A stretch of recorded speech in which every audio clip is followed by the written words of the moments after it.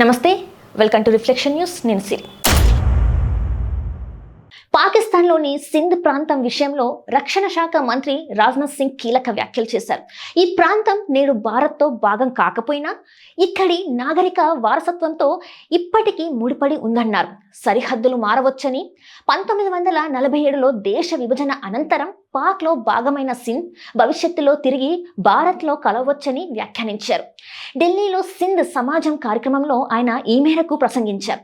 సింధీ హిందువులు, ముఖ్యంగా తన తరం వారు సింధ్ భారత్ నుంచి వేరు చేయడాన్ని ఇప్పటికీ అంగీకరించలేదని భాజపా అగ్రనేత ఎల్కే అద్వానీ తన ఓ పుస్తకంలో రాశారు.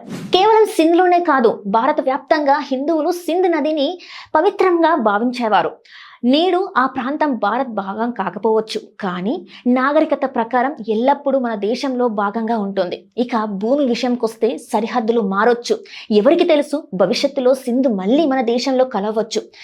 సింధీ ప్రజలు ఎక్కడున్నా ఎల్లప్పుడూ మనవాళ్లే అని రాజ్నాథ్ సింగ్ వ్యాఖ్యానించారు. గతంలో పీఓకే ప్రజలు మనవాళ్లేనని రాజ్నాథ్ సింగ్ అన్నారు. అక్కడున్న వారికి భారత్తో దృఢమైన సంబంధాలున్నాయని తెలిపారు. ఈ ప్రాంతం దానంతట అదే తిరిగి వస్తుందని వ్యాఖ్యానించారు.